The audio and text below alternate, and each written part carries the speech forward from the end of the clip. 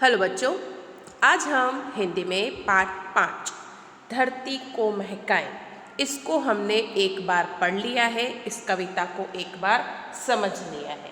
अब इसी पाठ से संबंधित जो अभ्यास है और उस अभ्यास के अंदर प्रश्न 5 में अ वाला जो प्रश्न है, जो कि आपको स्क्रीन के ऊपर भी दिखाई दे रहा है, पेज नंबर 33 के ऊपर है, ठीक है, उसे आज हम कंप्लीट करेंगे। इसकी जो हेडिंग है वो मैं एक बार पढ़ रही हूँ। नीचे दिए गए शब्दों के समानार्थी शब्द कविता में से ढूंढकर वाक्य प्रयोग कीजिए। अब आपको यहाँ पर कुछ शब्द दिए हुए हैं। वो शब्द है पुष्प, रवि, भूमि, मानव और दिया। इतने शब्द हैं। अब इनके समानार्थी शब्द हमें लिखने हैं, ठीक है। एक एग्जाम्पल इसमें दिया हुआ है, यहाँ पर लिखा है समानार्थी, यानी समान अर्थ वाले शब्द। तो जैसे फूल जो है, पुष्प को फूल भी कहते हैं, तो यहाँ लिखा है फूल, ठीक है। क्या लिखा है? फूल लिखा है। तो पुष्प को फूल भी कहते हैं। अब उस फूल से हमें वाक्य बनाना है। तो एक बना हुआ है फूल वाला कि मुझे फूल पसंद है। इस तरह से वाक्य लिखा हुआ है। इसी तरह से दूसरा जो है वो मैं आपको बताती हूँ। पहले पुष्प का हो गया, अब है रवि। रवि यानी सूरज। सूरज को सूर्य भी कहते हैं। अगर आप सूर्य लिखेंगे तो भी चलेगा। तो यहाँ पर लिखा है सूरज। रवि का और कौन सा नाम है? सूरज। तो हम सूरज को नमस्कार करते हैं। ये वाक्य मैंने यहाँ पर लिखा है, ठीक है। सूरज का उपयोग करके वाक्य बनाना है। जो आप आंसर लिख रहे हो समानार्थी में, उसका उपयोग करके आपको वाक्य बनाना है, ठीक है। फिर है भूमि। तो भूमि का और कौन सा दूसरा नाम है? तो धरती, ठीक है। भूमि बोलो या धरती बोलो, एक ही अर्थ है। अब धरती को लेकर वाक्य बनाना है। तो यहाँ धरती पर हरियाली है। इस तरह से वाक्य बनेगा, ठीक है। उसके बाद मानव। मानव को और क्या कहा जाता है? इंसान, ठीक है। मानव बोलो या इंसान बोलो, एक ही अर्थ है। तो इंसान समझदार प्राणी है। ये वाक्य मैंने इसमें लिखा है। अगर आपको कोई वाक्य बनाना आता है इंसान से संबंधित या धरती से संबंधित, तो आप अपनी मर्जी से भी वाक्य बना सकते हैं। दिया यानी दीपक। तो दिया को दीपक भी कहते हैं। अब रात में दीपक प्रकाश देता है, ये वाक्य मैंने लिखा है। अब आप दीपक से संबंधित कोई भी वाक्य बना सकते हैं, उसमें दीपक का उपयोग आपको करना रहेगा। तो ये थे समानार्थी शब्द, निम्नलिखित शब्द जो दिए हुए थे उनके, और उनका वाक्य में प्रयोग हमने देखा। वाक्य में प्रयोग आप अपनी मर्जी से भी लिख सकते हैं। ऐसा नहीं है कि मैंने लिखा है वही आप लिखें, ठीक है। अब नेक्स्ट जो एक्सरसाइज है वो है पेज नंबर 34 के अंदर, ठीक है। नेक्स्ट जो अगला पेज था वो अभ्यास में ही एक्सरसाइज ब 5वें प्रश्न की, चित्र के आधार पर 5-6 वाक्य लिखिए।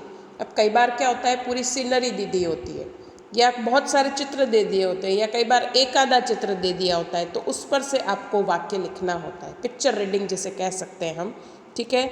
अब इसमें सूरज और सूरजमुखी दोनों का पिक्चर दिया हुआ है, ठीक है।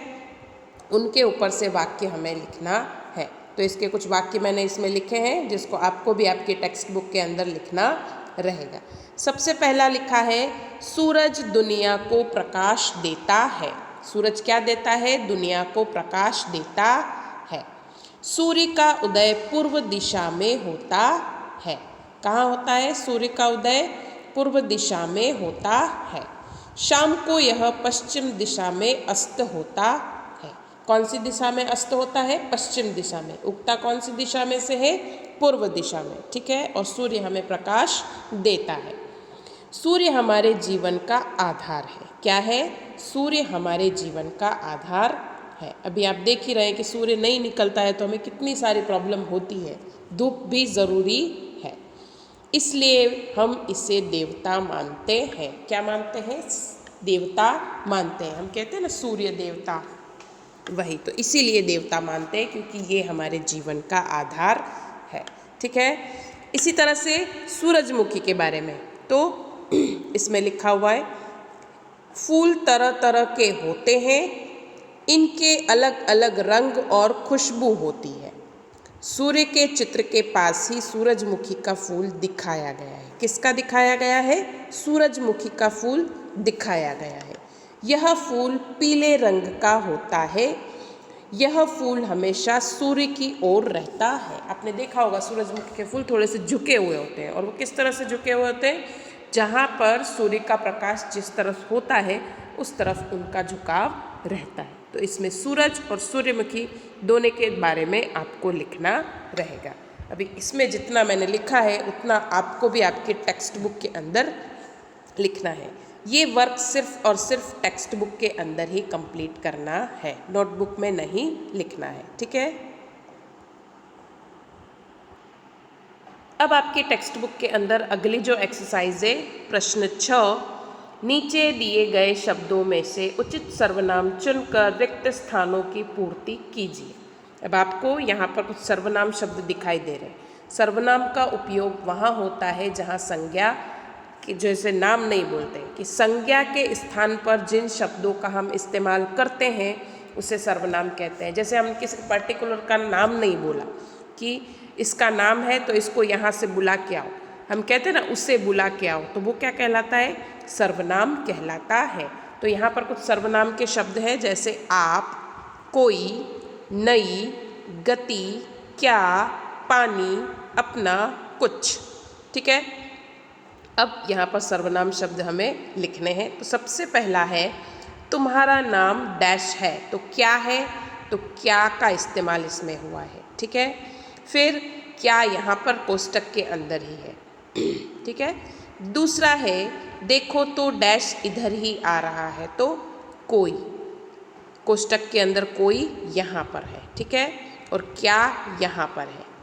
उसके बाद तीसरा, खाने के लिए डैश तो दे दो, यानी कुछ तो दे दो, तो कुछ लिखना है आपको। कोष्टक के अंदर कुछ यहाँ है, बहुत भूख लगी है। चौथा, मैंने डैश काम पूरा कर दिया, तो अपना, क्या? अपना काम पूरा कर दिया। ठीक है, पांचवा, डैश कहाँ जा रहे हैं, तो आप कहाँ जा रहे हैं, आप यहाँ पर लिखा है। आपको ध्यान से पढ़कर इनका आंसर देना है। कई सारे ऑप्शन एक्स्ट्रा है जिनका इस्तेमाल हमें नहीं करना है। ठीक है,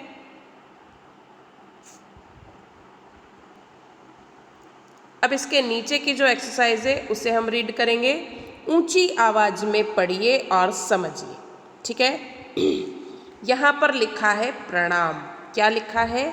प्रणाम, सॉरी प्रमाण, प्रणाम नहीं है, प्रमाण, प्रमाण। प्र बोलने में कैसा आ रहा है? प और र की मात्रा है नीचे, पदेन जिसे कहते हैं, तो उसे उस तरह से उच्चारित किया जाता है। फिर है ग्रहण, उसके बाद ट्रेन, फिर है राजेंद्र, सूक्ष्म, ड्रामा, श्रमिक, कवयित्री, कार्यक्रम, श्रृंगार, शरतचंद, श्रेष्ठ।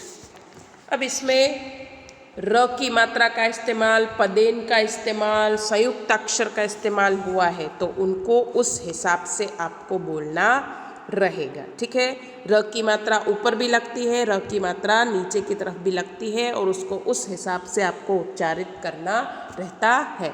तो इनको आपको जैसे मैंने अभी रीड किया है उस तरह से आपको आपके घर पर इनको रीड करना रहेगा। ठीक है, नेक्स्ट स्वाध्याय स्टार्ट हुआ है हमारा। ठीक है, अब इस एक्सरसाइज को आज हम कंप्लीट करेंगे। इसमें है प्रश्नों के उत्तर लिखिए। इसमें पहला प्रश्न है, फूलों से हमें क्या सीख मिलती है? तो फूलों से हमें क्या सीख मिलती है? आप देखते ही हैं कितनी भी परेशानी क्यों ना आए, फूल अपनी जगह पर ही रहता है, आंधी आए, तूफान आए, बारिश आए। ठीक है, तो फूल हमेशा खुश रहते हैं। क्या रहते हैं?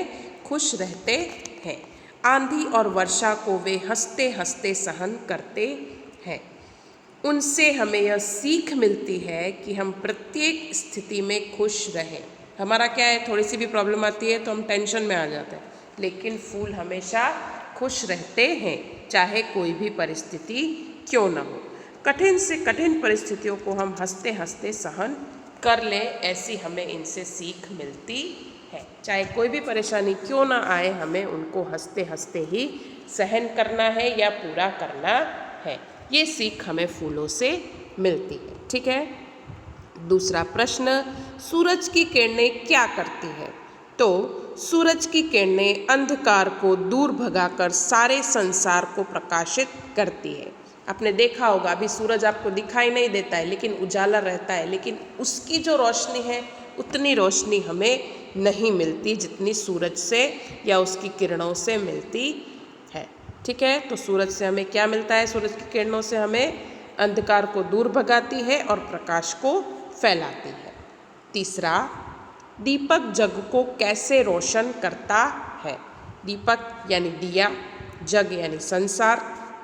तो दीपक अपने हृदय को जला जलाकर जग को रोशन करता है। अपने हृदय को जलाकर पूरे जग को रोशन करता है। दीपक खुद जलता रहता है लेकिन दूसरों को रोशनी देता है। चौथा, धरती को स्वच्छ और सुंदर बनाने के लिए आप क्या करेंगे? यानी आपकी धरती सुंदर और स्वच्छ रहे तो आप क्या कर सकते हैं, उसके बारे में इसमें लिखना रहेगा। तो धरती को स्वच्छ बनाने के लिए हम कूड़े कचरे को इधर उधर न डालकर कूड़ेदान में डालेंगे। धरती को सुंदर बनाने के लिए हम अधिक से अधिक पेड़ लगाएंगे। हम बाग और फुलवारियाँ लगाने की प्रवृत्ति में सहयोग देंगे। ज़्यादा से ज़्यादा धरती खूबसूरत रहे, इस बात का हम प्रयत्न करेंगे। यहाँ वहाँ कचरा नहीं डालेंगे। अब हम कई बार देखते हैं कि हमारे आसपास जो भी जगह है वहाँ पर पेड़ पौधे लगाए जाते हैं, तो वो क्यों लगाए जाते हैं? ताकि हमारी धरती सुंदर और स्वच्छ बने। ज़्यादा से ज़्यादा पेड़ उगाने की हम कोशिश करेंगे। ठीक है, ताकि हमें अच्छी वायु प्राप्त हो। तो धरती को स्वच्छ बनाने के लिए हमें भी हमारी जिम्मेदारी उठानी रहेगी। ठीक है। लास्ट क्वेश्चन है, जग में नाम कमाने के लिए हमें क्या करना चाहिए? तो जग में नाम कमाने के लिए हमें सदा अच्छे काम करने चाहिए। दीनहीन लोगों की सेवा करनी चाहिए। क्या करना चाहिए? जग में नाम कमाने के लिए हमें हमेशा अच्छे से ही काम करना चाहिए।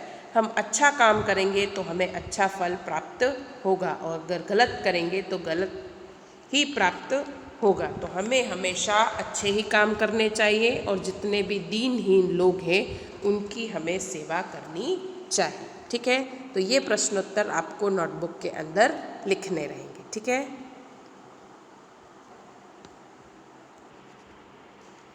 अब आज आपके होमवर्क के अंदर आपको ये वाली एक्सरसाइज प्रश्न 5 नोटबुक के अंदर लिखना नहीं है, सिर्फ और सिर्फ टेक्स्ट बुक में कंप्लीट करना है। इसको टेक्स्ट बुक में कंप्लीट करने के बाद उसको अच्छे से रीड करना है। क्या करना है? रीड करना है। इसमें क्या समझाने की कोशिश की गई है वो मैंने आपको बता दिया है। उसको एक बार आप रीड करोगे तो आपको समझ में आ जाएगा। उसके बाद ये वाली एक्सरसाइज भी आपको टेक्स्ट बुक के अंदर ही कंप्लीट करनी है, नोटबुक में नहीं लिखना है। इसमें सूर्य और सूरजमुखी के बारे में आपको 5 से 6 वाक्य लिखने रहेंगे। ठीक है। तो ये काम आपको टेक्स्ट बुक में ही करना है। उसके बाद आपको प्रश्न 6 जो कि आपको स्क्रीन के ऊपर दिखाई दे रहा है, वो भी टेक्स्ट बुक के अंदर ही कंप्लीट करना है। किस में करना है? टेक्स्ट बुक में ही कंप्लीट करना है। और इस एक्सरसाइज को आपको सिर्फ और सिर्फ पढ़ना है। क्या करना है? पढ़ना है। ठीक है, लिखना नहीं है। ओके। उसके बाद ये वाले जो क्वेश्चंस है इनको आपको नोटबुक के अंदर लिखना है। इनके आंसर मैं आपको सेंड कर दूंगी ताकि आप आसानी से लिख सके, लेकिन इसमें आप कुछ अपनी मर्जी से भी आंसर लिख सकते हैं। ठीक है। तो इतना होमवर्क आपका आपकी नोटबुक के अंदर रहेगा। ये क्वेश्चन आंसर आपको नोटबुक में लिखने रहेंगे। टेक्स्ट बुक में जितना भी लिखना है वो मैंने आपको बता दिया है। अगर कुछ समझ में नहीं आता है तो मुझे मैसेज कर सकते हैं, फ़ोन भी कर सकते हैं, ताकि मैं आपको बता सकूं कि क्या करना है। लेकिन जितना बोला है उतना ही करना है। आई होप आप लोगों को मेरी बात समझ में आई होगी। धन्यवाद।